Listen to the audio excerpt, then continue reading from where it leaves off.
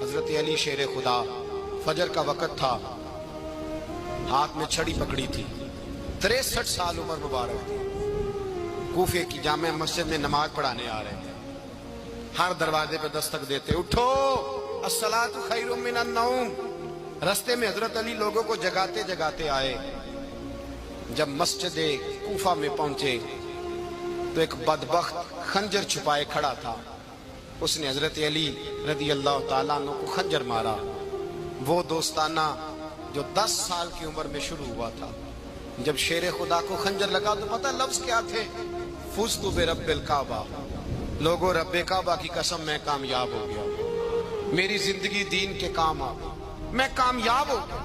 حضرت علی کی داڑھی ساری لہو سے بھر گئی۔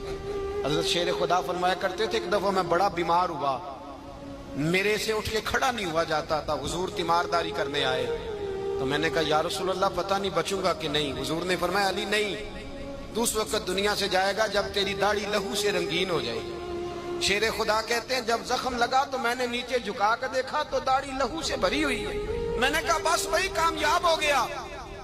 جامع مسجد کوفہ میں مولا علی نے سر سجدے میں رکھا، اور اسلام کی تاریخ کا وہ شخص جس شخص نے اپنی بچپن سے لے کر جوانی، جوانی سے لے کر بڑھاپا، اور جاتے جاتے امام حسن اور حسین کو قریب بلایا اور وصیت کر کے بیٹا جینا اسی کا ہے جو دین کے لیے جیے، بیٹا مرنا اسی کا ہے جو دین کے لیے مرے، جس دھج سے کوئی مقتل میں گیا وہ شان سلامت رہتی ہے، یہ جان تو آنی جانی ہے، اس جان کی کوئی بات نہیں۔ حضرت شیر خدا کرم اللہ تعالی وجہ الکریم خاتم الخلفاء تھے، ان پر خلافت اسلامیہ ختم ہوئی۔ حضرت علی رضی اللہ تعالیٰ عنہ جس دن وصال ہوا، آپ کے بیٹے کہتے ہیں اس رات مولا علی نے خزانے کا مال سارا ایک رات پہلے تقسیم کیا، اور پھر جس جگہ مال خزانہ ہوتا تھا وہاں 2 نفل پڑھ کے کہا اے اللہ میں نے تیرے بندوں کی امانت تیرے بندوں تک پہنچا دی ہے۔ زندگی دین کے نام کر کے وہ شیر رخصت ہوئے۔ 21 رمضان المبارک کی شام ڈھلی تو حضرت علی المرتضیٰ شیر خدا رخصت ہوئے۔ صحابہ کہتے ہیں مدینے میں کوہرام مچا، بغداد کی گلیاں سونی ہوئی، کوفے کے لوگ تڑپے، مکے میں بھی لوگوں نے دعائیں مانگی۔ وہ سورج اس انداز میں دنیا سے گیا کہ اس کی روشنی قیامت تک باقی رہے گی، اس کا اجالا قیامت تک چمکتا رہے گا۔ حضرت علی کا نام آج خودداری کی علامت ہے، حضرت علی کا نام ایمان کی علامت ہے۔ مولا علی کے نام کا نعرہ لگتا ہے تو سینوں میں خون دوڑتا ہے، طاقتیں بیدار ہوتی ہیں، روحیں بیدار ہوتی ہیں۔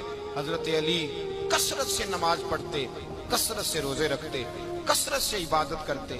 حج تو اتنا محبوب تھا، ہر سال حج کرنے جاتے، ہر سال حج کرتے۔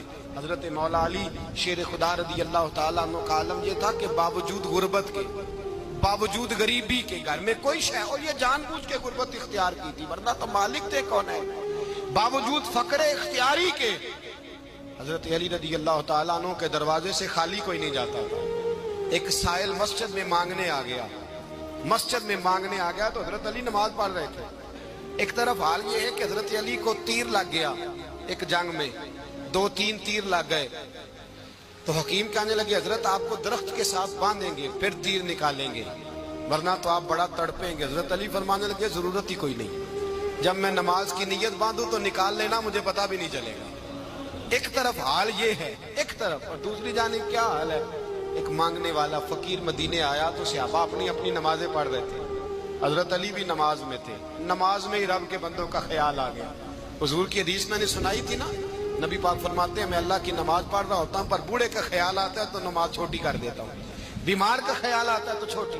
حضرت علی کہتے ہیں مسجد میں آ کے پکارا